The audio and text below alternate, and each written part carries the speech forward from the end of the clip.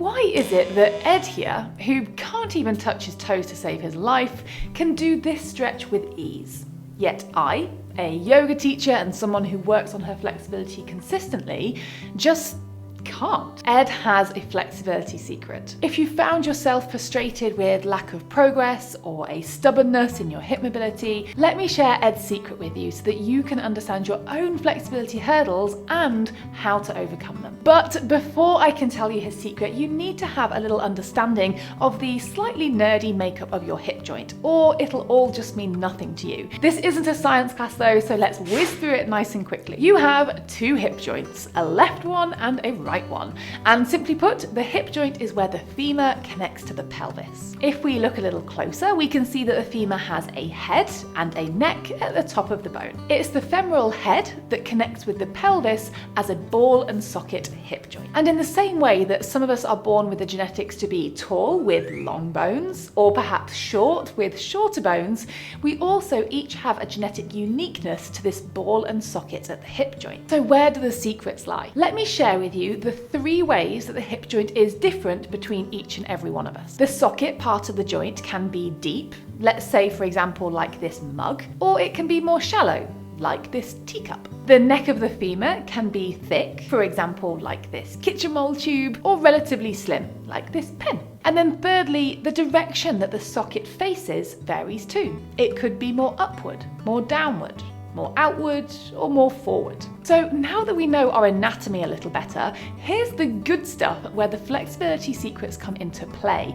What do these differences mean? Well, let's take for an example a hip with a deep socket and a thick femoral neck. The range of motion that this hip might have might look something like this. And then let's take another example, a hip with a more shallow socket and a slimmer femoral neck. What sort of range of motion can this hip create? So much more. And it's probably a much simpler concept to visualize that if your socket points more outward, your leg is going to have a much easier time moving in that direction than it would if the socket faced more forward. Ed's secret is that his hip anatomy is advantageous for external rotation at the hip joint. He might have tight muscles from lack of working on his mobility. Believe me, I'm trying. But his anatomy means that this range of movement comes quite naturally to him. And these differences are what mean that each of us will have a slightly different ideal squat stance, or why some bodies will never achieve a 180-degree middle split. Now, these examples that I use to demonstrate are clearly over-exaggerated, just to show you